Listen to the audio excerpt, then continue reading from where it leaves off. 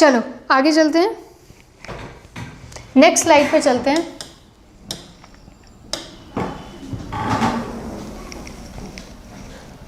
अब बेटा कुछ केस लॉस की बात करते हैं, जिससे अभी तक हमारा वॉलेंटाइन नॉन फिट इंजरी और क्लियर होगा। पहला केस है पद्मावती वर्सेस दुग्गा नायका।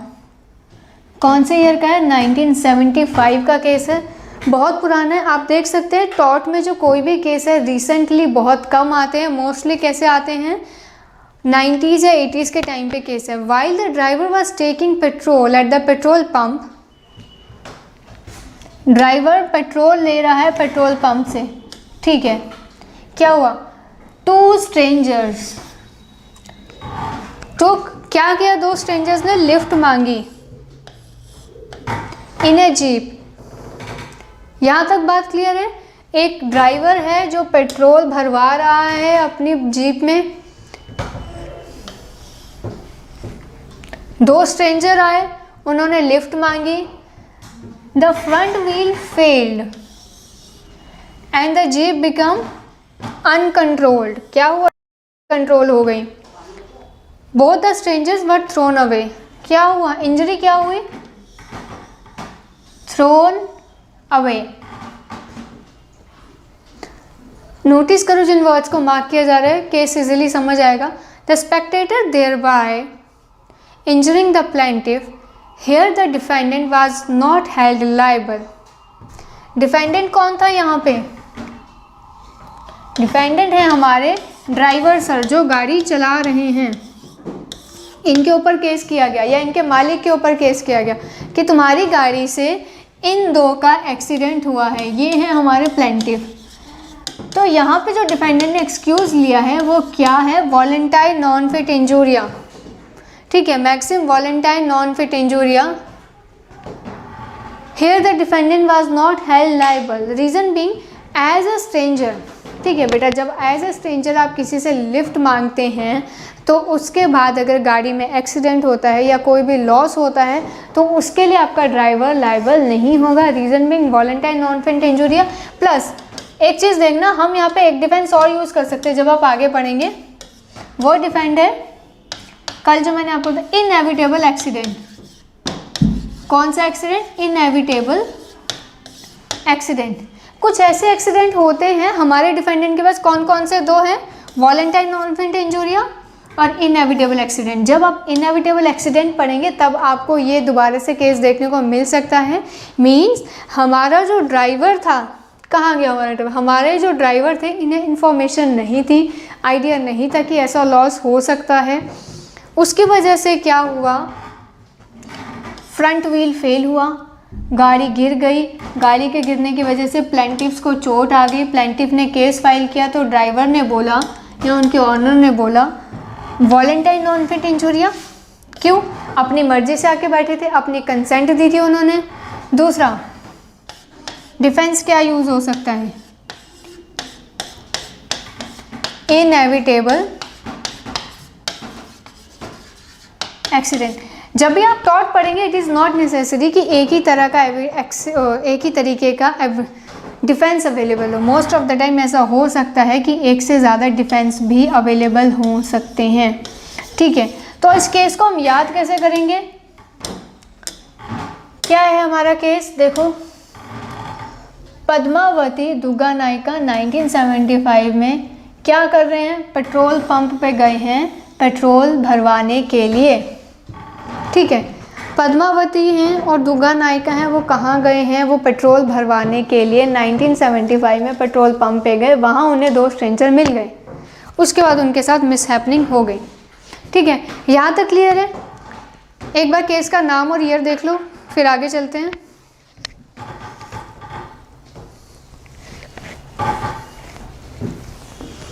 चलो let's come to next slide.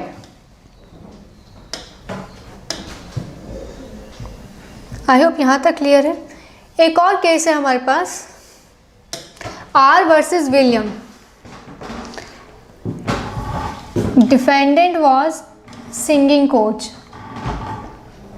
He had convinced 16-year-old student, किसके लिए इन्फ्लुएंस किया? सेक्सुअल इंटरकोर्स के लिए। अब फैक्ट क्या हुए जो कन्विंस किया? Telling her that it will help her in improving her voice and singing. एक म्यूज़िक टीचर है, आर वर्सेस विलियम केस। इसमें क्या होता है, एक म्यूज़िक टीचर अपने 16 ईयर की जो स्टूडेंट होती है, माइनर जो स्टूडेंट है, उसको बोलते हैं कि अगर आप क्या करेंगे, उनको कन्विंस करते हैं। कन्विंस करा कि if you will have sexual intercourse, उसकी वजह से आपका सिंगिंग अच्छी होगी, आपकी वॉइस अच्छी होगी, ठीक है। और जो स्टूडेंट होती है वो उस चीज़ के लिए एग्री करती है। बाद में केस फाइल होता है तो वो डिफेंस लेते हैं कि इट वाज जस्ट, उनकी पहली चीज़ क्या डिफेंस थी कि उन्होंने कंसेंट दिया है लड़की ने, ठीक है। डिफेंस क्या क्या यूज़ किए थे यहाँ पे? पहला डिफेंस यूज़ किया था कंसेंट का। उन्होंने बोला कि लड़की ने मुझे कंसेंट दी थी तभी हमने सेक्सुअल इंटरकोर्स किया। The court said first point, the girl is minor. Minor की कंसेंट कभी भी कंसिडरेबल नहीं करी जाती। सेकेंड, अनड्यू इन्फ्लुएंस को कभी भी, या कंपल्शन में दी गई कंसेंट को हम कभी भी वैलिड कंसेंट नहीं कंसिडर करते, ठीक है। हमने ये चीज़ पढ़ी थी, जब भी आप कंसेंट देंगे वो फ्री होगी, पूरी नॉलेज के साथ होगी। जो 16 ईयर की जो लड़की थी उसे नॉलेज नहीं थी, उसने क्या किया है, उसने कन्विंस होकर अनड्यू इन्फ्लुएंस में, कंपल्शन में अपनी कंसेंट दी थी। माइनर की कंसेंट वैसे ही वैलिड नहीं होती है और इस कंसेंट का जो हमने डिफेंस लिया था ये डिफेंडेंट के फेवर में नहीं आया, not in favour of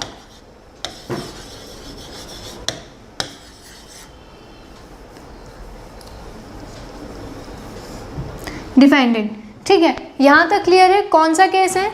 are versus William. Question क्या बनता है यहाँ पे? क्वेश्चन देखो, कन्विंस करना आर वर्सेस विलियम में कौन सा कंसेंट था? अनड्यू इन्फ्लुएंस, फ्रॉड वाला कंसेंट था यहाँ पे, ठीक है। कंपल्शन वाला कंसेंट था। माइनर की कंसेंट वैलिड नहीं है, यहाँ पे बोला गया था एक और बार। और दूसरी हमने बात करी कि ऐसा जो अनड्यू इन्फ्लुएंस के थ्रू कंसेंट होती है वो कंसेंट वैलिड नहीं है, ठीक है। एक केस हमारा ये है।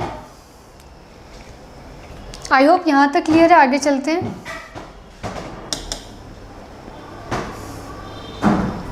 चलो let's come to next slide.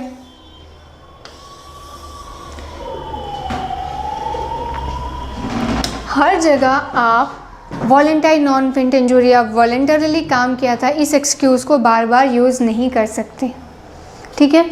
उसके लिए भी हमारे पास एक रिस्ट्रिक्शन दे दी गई। हमने कल ही पढ़ा था कि हमने डिफेंडेंट को एक लिमिटेड एरिया दिया है, ठीक है। जितने भी डिफेंस यूज़ करने इसके अंदर अंदर करेंगे आप, इसके बाहर नहीं कर सकते। इसके बाहर डिफेंडेंट के लिए एक्सक्यूज़ अवेलेबल नहीं है, ठीक है। अब हम बात करते हैं एक नई चीज़ की, लिमिटेशन क्या है? Limitation on doctrine scope. कौन सी डॉक्ट्राइन है यहाँ पे बात हो रही है? वॉलेंटारी नॉन फिट इंजूरिया, ठीक है। यहाँ तक क्लियर है?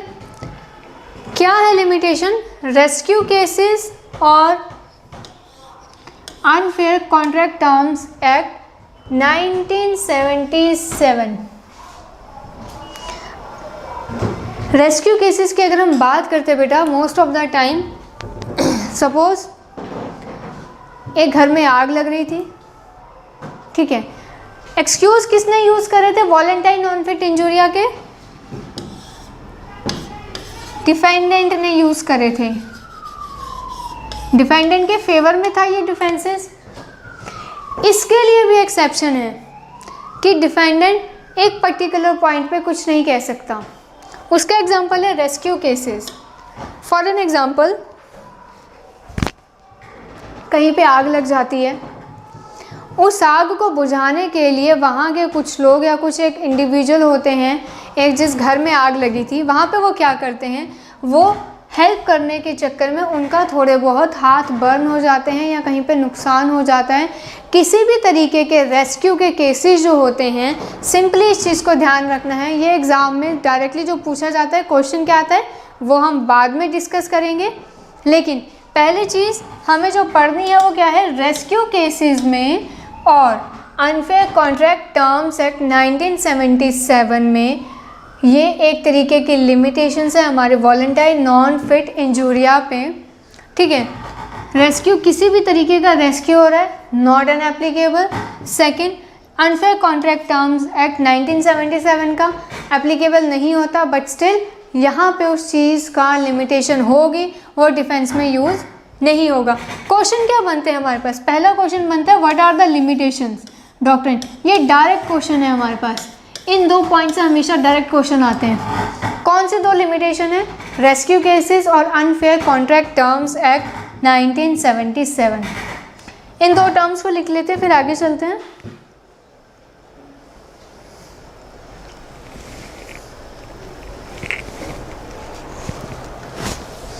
चलो ठीक है, आगे चलें। Okay, let's come to next slide. Rescue cases को हमने एक्सप्लेन किया है। We can read when voluntarily, कौन आ रहा है, प्लेंटिफ सर आ रहे हैं हमारे। कौन आ रहे हैं, when plaintiff voluntarily come to rescue someone from a danger created by the defendant, then in such case the defense of voluntary non-fit injuria will not be applicable to the defendant। ठीक है, दोबारा read करते हैं, क्या बोलते हैं, when the plaintiff voluntarily आ रहा है, कौन आ रहा है, voluntarily आ रहा है। जब हम voluntarily कौन काम करते हैं तो डिफेंस किसके फेवर में जाता है, डिफेंडेंट के फेवर में जाता है। लेकिन यहाँ पे voluntary non fit injuria defendant के फेवर में नहीं जाएगा। कैसे, when plaintiff voluntarily comes to rescue someone from a danger. अभी ये डेंजर क्रिएट किसने किया है, created by defendant. Then in such case the defence of voluntary non fit injuria will not be available to the defendant. अगर कोई भी defendant के किसी भी काम की वजह से कोई हार्म पहुंच रहा है ओवरऑल या एक इंडिविजुअल को, और उस हार्म को रोकने के लिए, उस डेंजर को रोकने के लिए क्या होता है, प्लेंटिफ कोई एक्ट करता है। क्या करता है, प्लेंटिफ कोई एक्ट करता है, तो इस बिहाफ पे डिफेंडेंट एक्सक्यूज़ नहीं ले सकता वॉलंटरी नॉन फिट इंजूरिया का। क्यों नहीं ले सकता, बिकॉज डिफेंडेंट यहाँ पे क्या है, रॉन्ग डूअर है। गलत काम किसने किया है, डिफेंडेंट ने किया है।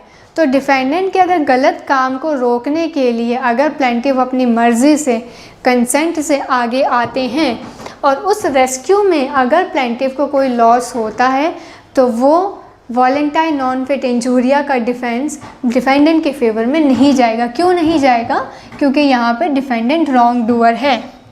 ठीक है, अगला है unfair contract terms act 1977। It limits the right of a person to exclude his liability resulting from his negligence in contract। ये कॉन्ट्रैक्ट टर्म पहले कहता था 1977 का कि अगर आपने ऐसा कोई भी कॉन्ट्रैक्ट किया है जिसमें आपके नेग्लिजेंस दिखाई दे रही है, अगेन नेग्लिजेंस का मतलब है you are the wrong doer. क्या है आप, रॉन्ग डूअर है, मिस्टेक आपकी है। इस ग्राउंड पे अब आप डिफेंस नहीं ले सकते। ठीक है, दोबारा बताते हैं चीज़ें क्या बोलती हैं, देखो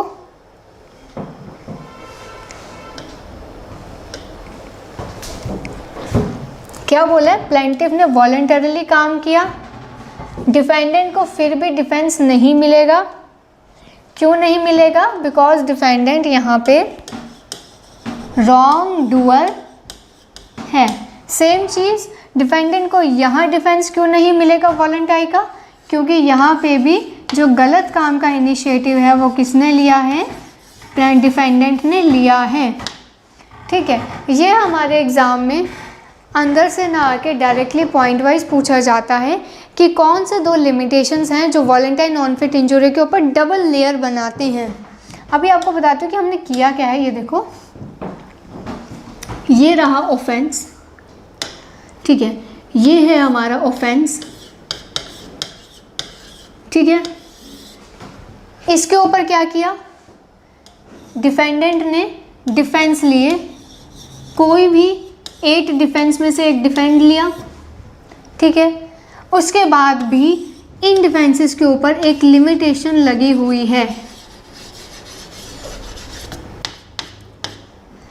ठीक है। ये लिमिटेशन, केस फाइल हुआ यहाँ पे, डिफेंडेंट ने अपने डिफेंस दिए 8 में से कोई भी एक, उसके बाद भी डिफेंडेंट के ऊपर एक लिमिटेशन लगी है। वो लिमिटेशन कहती है, कौन सी है वो 2 लिमिटेशन, डिफेंडेंट की खुद की गलती है, यहाँ पे भी डिफेंडेंट की खुद की गलती है, ठीक है। यहाँ तक क्लियर है।